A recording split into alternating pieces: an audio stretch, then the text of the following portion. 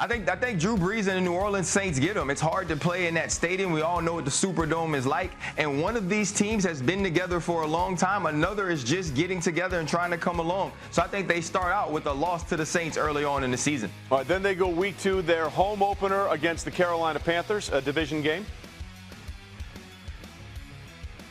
I think that's a win. Listen, you look at this team, it's going to be raucous in Tampa Bay. There's going to be people all on the ship. It's going to be cannons blaring. It's going to be a great atmosphere, and they're going to be excited about Tom Brady and this new-look team. I think the Carolina Panthers may actually get pummeled there. Pummeled, write it down. Panthers pummeled week 2. I'll talk to Matt Rule, see what he says about that. Okay, week 3. This is interesting, Ryan. They go to Denver. Traditionally, when he was with the Patriots, that was a house of horrors for Tom Brady. Obviously, new team, a lot of weapons around him. What do you think happens this time when he goes to Denver?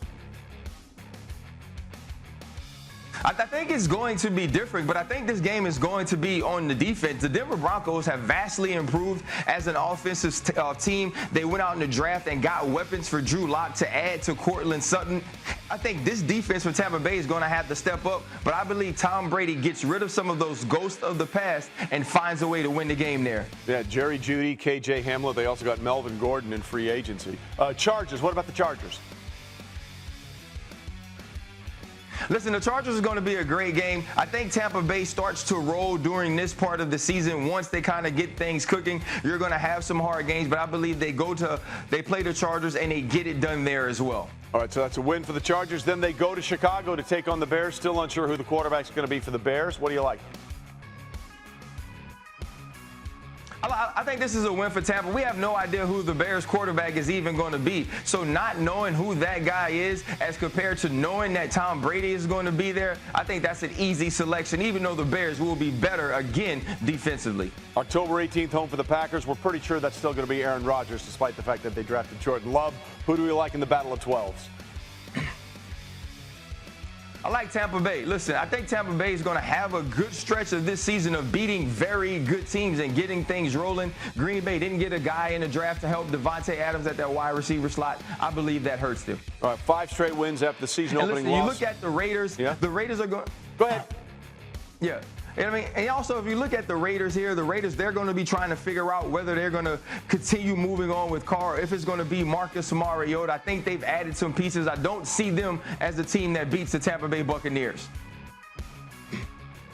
Go to Giants, and I know you said that, Eli Manning and the Giants have really been a kryptonite to Tom Brady, but now with Daniel Jones, him getting an opportunity to exercise some of those demons, I believe this is another win. I'm starting to get scared because I'm giving Tampa Bay way too many wins. I was like, what are you doing? All right, keep it going. Now they're home for the Saints.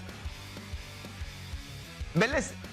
And you know what? I think the Saints go to Tampa and get another win. I picked the New Orleans Saints to win the NFC South, even with all the things that have gone on in Tampa and all the different additions. The Saints give them their only 2 losses of the season to this point.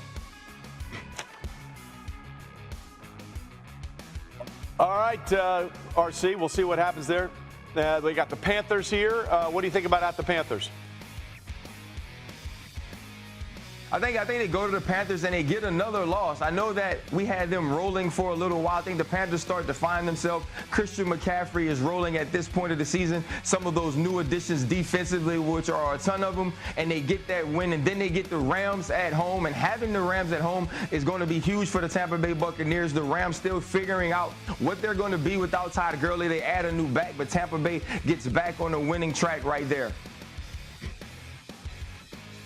Chiefs is a loss. I don't care where they play them. They can play them at home, and they think they have an opportunity. It's going to be fun. Explosive offense all around. It'll be good to see the Tampa Bay Buccaneers have the same type of weaponry that the Chiefs have. Then you have the Vikings, I think a team that will be a playoff team this year. I don't believe that the Tampa Bay Buccaneers will lose to them, so that will be another win.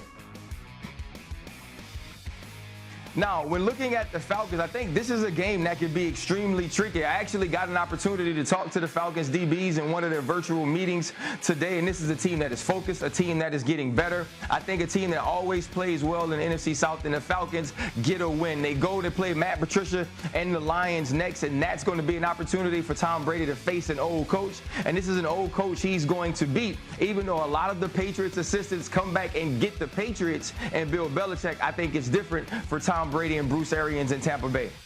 They get the Falcons at home. This is an opportunity to revenge a loss that you have in Atlanta. They get the win there and continue to move on into the next week. All right, got an 11-5 season, Tom Brady's first year in Tampa Bay, according to Ryan Clark. Thanks for watching ESPN on YouTube. For live streaming sports and premium content, subscribe to ESPN+.